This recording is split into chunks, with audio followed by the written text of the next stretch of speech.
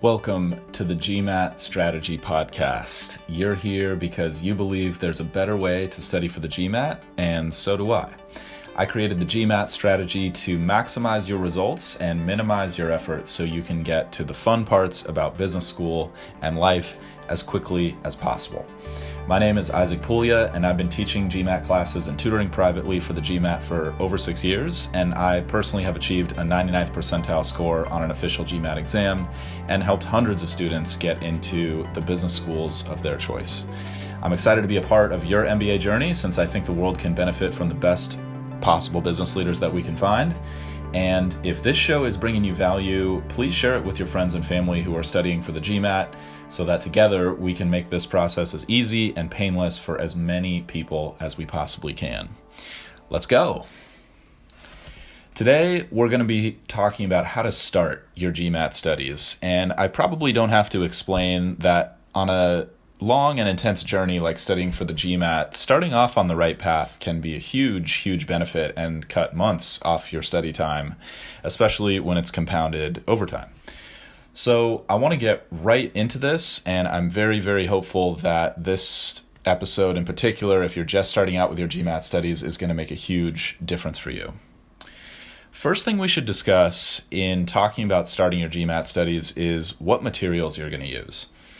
The first thing you should do is pick a provider to learn your content from. There's a lot of memorization that you're going to do for the GMAT exam, and there's a lot of things that you're going to relearn that you probably haven't visited in a while. Things like long subtraction and long multiplication, because there's no calculator on the GMAT exam, and I apologize if you didn't know that. I hate giving people bad news, but it's important truth of the GMAT. And things like surface area of a cube or what the equation of a line is in slope-intercept form. This is good to remember. It's all stuff that you've been familiar with at some point, so it's not like you're learning it from scratch in most cases, but you will probably have to shake the rust off, and that's something we've all had to do in studying for the GMAT. So where should you start with picking a provider for this stuff? I think that if you're going to go the printed materials route, i.e. studying with books, which is the least expensive route, then you're probably going to want to get the Manhattan Prep strategy guides. Now, Manhattan Prep puts a lot of energy into developing their materials. I'm no longer affiliated with Manhattan Prep in any way. I did teach Manhattan Prep GMAT classes and tutored privately at Manhattan Prep for almost 5 years. And I had a phenomenal experience working there, and all the people who work there I think are tremendous people, and I can wholeheartedly recommend their courses and their materials. In my experience, I haven't looked at every single set of printed materials. That's an important caveat, but in my experience, their materials are the most thorough. So I think you're probably going to get the best results and the best bang for your buck with their printed materials. I personally used their printed books to prepare back in the day when I was studying for the GMAT, and they were extremely helpful, particularly on the content front. If you're going to be going the book route, there are probably other providers out there that have good materials. I just personally don't have experiences with them, and so I don't personally recommend them to people. Now, the place to begin with that, if you haven't done math in a long time and you're a little... Maybe you don't feel so good about your current math skills, or you've never been great at math, or math is just not something that you've done very much in your professional life over the past few years, then you probably want to start with their book called Foundations of GMAT Math, which is specifically geared toward folks in that situation. And I generally recommend that people go through every other problem when they're doing that book. So you can just do the odd numbered problems like 1, 3, 5, 7, etc. And that'll give you some nice velocity through the book, because the book is pretty long, and it's easy to get sandbagged and lose your momentum early on in the prep process if you're doing too many of those questions. If you are really struggling, you can get by with every third problem. And if you're really solid with your math fundamentals and you've taken a practice test and your quant scaled score is like maybe 38 to 40 or above, you probably don't need the Foundations of Math book. It's not that you can't benefit from it, it's just a good metric to gauge how much time you should be spending into that in that. Now, Manhattan Prep also publishes books on the math side and the verbal side, so you can take a look at your score goals and decide which one or both that you need to improve and go through those books. I recommend doing every other practice problem in the back of each chapter. I recommend taking notes as you go through the books. And And I think on your first pass through those materials, you probably want to aim for around 70% or better comprehension. You don't need perfect comprehension because you're going to see all that stuff again when you start taking practice tests down the line. But for now, that's a good metric to aim for.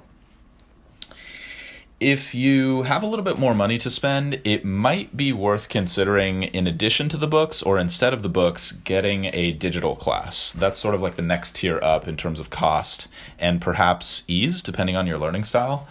So the best digital classes out there that I've heard of are companies like Magoosh, eGMAT, ExamPal, The Economist Digital Tutor, and Manhattan Prep has a product called GMAT Interact. I don't have a ton of personal experience with those providers other than Magoosh and one called Target Test Prep. GMAT Interact I also have a little bit of experience with from working at Manhattan Prep for some time. And in my experience, most of those are pretty darn good. So I don't think you can go wrong. If price is an issue, you can probably safely choose the lowest cost option. If you just happen to resonate with one of those brands or you got a good deal because they're running a promotion, that's probably good enough. The main thing that you want from a class, whether it's digital or in person, is an instructor and or a format that you find engaging and helpful. So somebody that you resonate with, because you're just going to learn more from people who you feel connected to versus people who just bore you or who you don't like their personality, or for whatever reason they just irk you a little bit. So see if you can pick a digital provider that you feel resonates with you. Even if it means spending a little bit more money, I think that is money well spent, especially gauged against the cost of your MBA. Now, moving up for the tier from that, you have in-person classes and online classes with a live instructor. I think people who benefit most from that type of thing are people who aren't particularly good independent learners and who want some accountability from a human being, but you're not willing to spend as a little bit more money or maybe a lot more money to get a private tutor. That's, I think, where the in-person classes really shine. Also, if you get a great instructor, that can be a huge asset for you because they're available to answer questions most of the time. So if you feel like you're going to have a lot of questions and you want to have a lot of interaction with someone who's an expert, I think in-person and online classes are great for that. Private tutoring tends to be at the top of the cost sphere, but it is probably the fastest route to your goal. So if time is the biggest constraint for you and money is less of a constraint, I would look into a one-on-one tutor. And the important thing there is just to make sure that you get someone who has good references and someone who has a proven track record of success. Now, when it comes to which type of route you should go, I think the most important thing is honesty with yourself. I think you really want to be truthful and honest with yourself as you start this process. Am I really the type of person who's going to sit down for an hour every night and work out of these books alone with nobody else guiding me? Or am I the type of person who really needs a consistent structure for my studies? Am I the type of person who really needs accountability to another human being who I feel like I need to get my work done for them? Or any combination of those things, or wherever you are on that scale. If you're a great independent learner, maybe you can save a little bit of money by going the digital prep route or the printed material route. If you are not a great independent learner and you learn much better in a classroom setting, my strongest advice would be just pay the extra money now to get a class so that you don't get discouraged early in your prep. Because if you start studying with the books, even though in the back of your mind you're like, I know I probably should take a class, and you get discouraged, then you can lose a lot of valuable prep time and a lot of valuable momentum as you start your GMAT studies. Moving on, you want to pick a problem source to do practice problems from, and the best recommendation I can make there is get a copy of the official guide for GMAT review.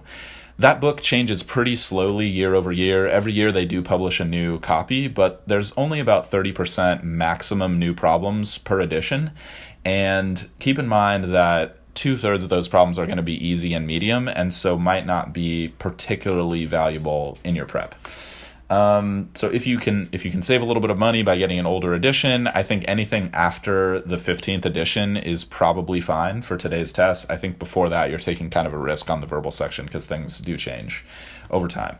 Do you need the latest edition? Not necessarily. Is it valuable? Yes. And it's not a huge price differential in most situations. The other thing that's probably worth putting on your radar at this point is there's a main official guide that has verbal and quant practice problems in it. If you've been studying for a while or you've already done a lot of official guide problems, there's also two separate official guides, one for math and one for verbal. They're called the Official Guide for GMAT Quant Review and the Official Guide for GMAT Verbal Review, respectively. A quick web search will net you some good deals on those books. I do recommend, if you're just starting out and you haven't done any printed materials, save those smaller books for later in your prep for doing timed set practice. So doing like 10 questions in a row in 20 minutes or something like that. And then use the larger regular official guide for one problem at a time practice as you start your skills work. Now, the other thing you're going to want in terms of materials is practice exams, because the GMAT is very unique in the way that it measures your capacity to score well on the test and measures your abilities. And you want to have as much experience, quality experience as possible with those exams. In my opinion, the Manhattan Prep exams are the best on the market, dollar for dollar. Now, it's not that you can't get value from other exams. It's just that in my experience, other exams either have quality issues in the sense that they have problems that are not necessarily representative of what you'd see on the test, or the answer explanations that they have for their questions aren't amazing. Now, I'm not saying you can't get any value out of other providers' exams. I think if you absolutely must choose another provider, I think Veritas is sort of like a distant second, in my personal opinion, from the Manhattan Prep tests. But if there's any way you can get the Manhattan Prep exams, I would strongly recommend utilizing those.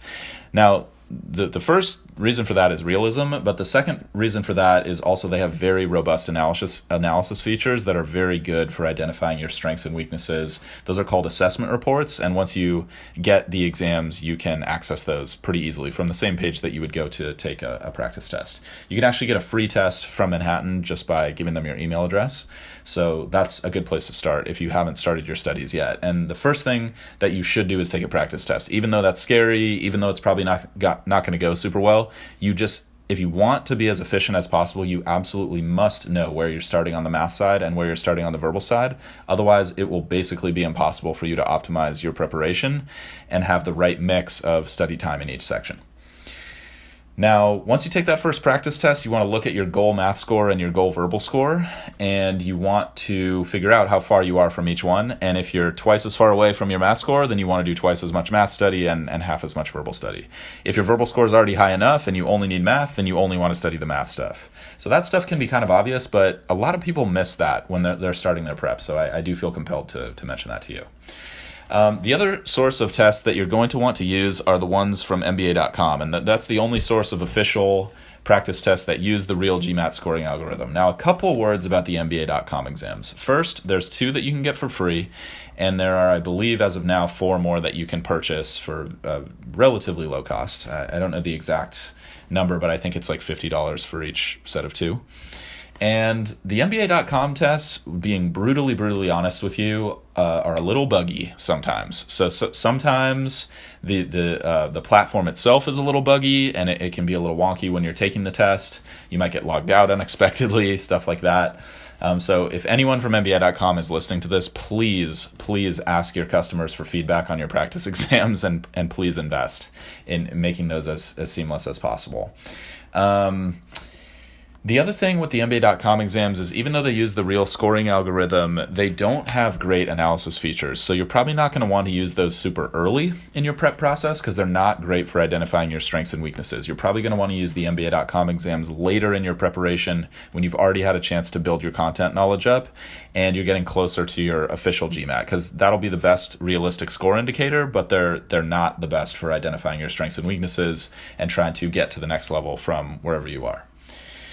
That covers us for materials. If you have questions about this, find us on Facebook at the GMAT Strategy, find us on Instagram at the GMAT Strategy, and let us know if you have questions. We're more than happy to answer questions, and you can also find us on YouTube as well at the GMAT Strategy. Now, moving on to a couple tips for how to study.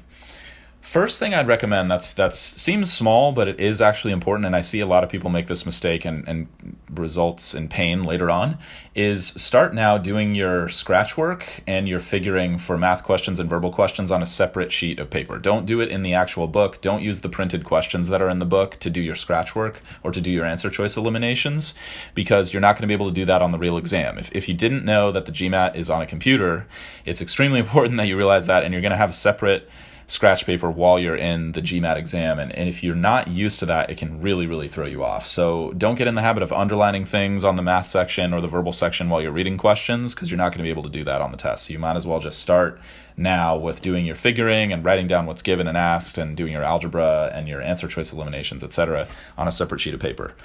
Sub-tip for verbal, I would strongly recommend at the very least writing down all 5 answer choices on every single question that you do.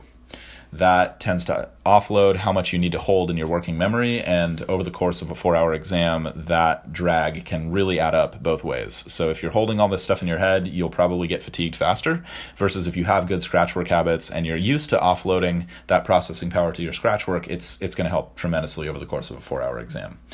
Now, one quick note, you don't necessarily need a simulation of the actual test-taking booklet that you'll have on test day. Now, the booklet itself on test day is a laminated sheet of paper that you'll use sort of like a whiteboard marker, a dry erase marker on to do your figuring. It's a fine tip marker, so it's similar to writing with a 0.7 millimeter pen, something like that. But if you really, really want to experience what that's like, you can get a simulation booklet online. You can just do a web search for GMAT test simulation booklet, and you should get a couple good results around the $20 range, something like that. I don't recommend using that for your homework or for your initial practice test, because it smears very easily and it's very difficult to go back and look at your scratch work later. But if you're concerned about it, or you're left-handed, in which case the test book does smear a lot, and so that's something that's worth practicing, I would recommend using it for your last 2 or 3 official practice tests as you get closer to the exam. But up until then, I would just use pen and paper or pencil and paper so that you can look back at your scratch work when you're reviewing your exams. Now, when it comes to timing practice questions, for the first few weeks of your prep, I'd strongly recommend just working without time so that you can build good habits on each individual question type. Things like data sufficiency and sentence correction might be new to you if you've never taken the GMAT before. And so you want to take your time to really get comfortable with those formats without the time pressure. Unfortunately, or fortunately, time pressure is a big factor on the real exam. So after the first couple weeks, when you're used to the individual problem types, you're going to want to start introducing time pressure, but you're going to want to introduce it gradually. So the next thing you're going to want to do is start timing all your problems using a stopwatch or a count up timer, and just record how much time each problem takes you. You don't have to limit yourself to 2 minutes a question or 3 minutes a question, but you do want to start to develop some time awareness of what does 6 minutes feel like? What does 3 minutes feel like? What does 2 minutes feel like? Because on the GMAT, when you're taking it, every time you go over 2 minutes, you're taking that time away from a future question to invest on the current question. And you want to start to develop a sensitivity to when that's a good idea and when it is not. Now, after the first 4 weeks, maybe month to 6 weeks of prep, then you can start using a countdown timer. And what I recommend there is start with 2 minutes, and then when that goes off, make a decision about whether investing another minute or so is likely to pay off. And if it's not likely to pay off, practice guessing and bailing out on that question. Because again, you don't want to steal time from a future question if it's unlikely to pay off. But if you feel like another minute is really going to help you get that question right, then you can go all the way up to 3 minutes, and you can set another little 1 minute timer. And you really want to practice feeling what 2 minutes feels like, and then practicing making a decision at 2 minutes, because you're going to have to do that a lot on the GMAT exam. I do not recommend spending more than 3 minutes on any one GMAT question. There are times and places where 2.5 or 3 minutes can benefit you, but in general, when you're going beyond 3 minutes, you're getting 1 point for the price of 2, and that's a bargain that just will not pay off for 99% of test takers in the long run. Now, last tip here for studying is I would strongly recommend keeping a list of problems that you would like to go back over and review multiple times. And the best problems to put in this list are problems that have interesting strategies, or strategies that you want to know better, or questions that are just difficult for you in general that you know you need to get better at. And I would say if there's one thing that the most number of people do wrong when they're studying for the GMAT is they overvalue doing new problems and they undervalue redoing problems they've already seen. And that's particularly true on the math section. With verbal, it's a little bit different. With verbal, it's more about how you review problems and making sure that you can explain why right answers are right and why wrong answers are wrong. That's extremely important for verbal. So on the verbal side, I recommend not just doing a bunch of practice questions because that generally does not drive people's score improvement. I recommend doing fewer questions, but doing a deeper analysis of them and making sure that you always know why the right answers are right and why the wrong answers are wrong. And if you want a little bit more instruction on that, I'll make a recommendation at the end of the show for you. Particularly for the math section, though, I'd recommend keeping a list of problems. It could be a simple spreadsheet, and you're going to want to track the source of the problem. You're going to want to track whether you got it right or wrong. You're going to want to track the time you spent on it the last time you did it, because keep in mind, you're probably going to do it 3, 4, 5, 6 times in most cases. And then you want to track if there's anything you want to remember for the next time when you see the problem. And the reason that redoing problems that you've already seen is so helpful is twofold. First is seeing something once is generally not enough for it to be automatic for us on the test. So just because you've seen a problem once and then you see a similar problem on the exam, that's usually not enough for most of us to knock it out under time pressure. Now, the second reason to go back and do these questions over and over is that's how you get faster. That's how you build speed. If you built speed in any aspect of your life, like tying your shoes, for example, you've probably done it because you probably developed that speed because you've done the same activity over and over and over and over again. And if you can get one strategy really, really down and really automatic for you, then it's much more likely you're going to be able to implement that strategy or reappropriate that strategy in a new question, in a future problem, than it would be if you only sort of know the strategy or you're loosely familiar with the strategy.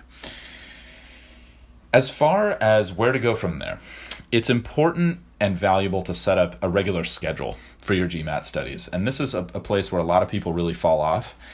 I'll give you a couple tips that I think will make a big difference. The first is I would strongly recommend making studying for the GMAT part of your daily routine. Even if it's only 20 minutes a day and you have to do the bulk of your studying on the weekend, just hitting that material a little bit every single day throughout the week is going to be hugely, hugely valuable. And I think an analogy to physical exercise is extremely useful in that particular situation.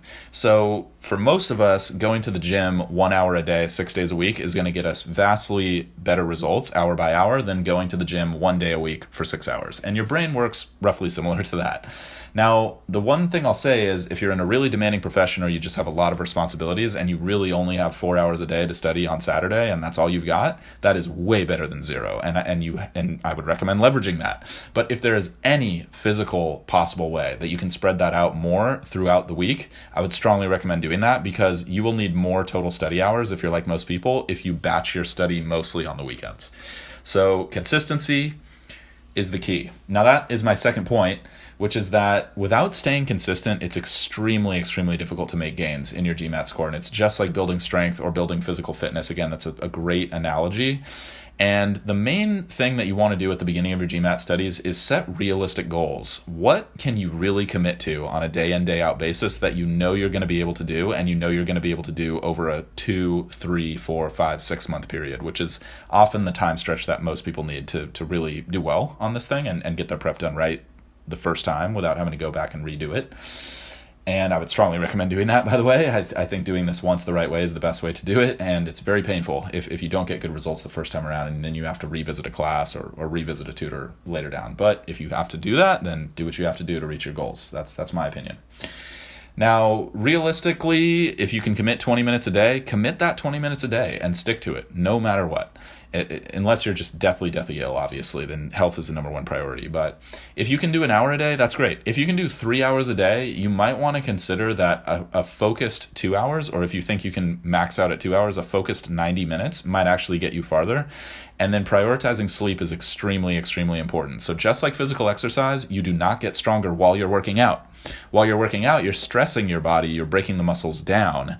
And then while you're resting, that's when you actually get stronger. So having reasonable nutrition, reasonable sleep, and reasonable stress in your life is strongly, strongly recommended for your GMAT studies.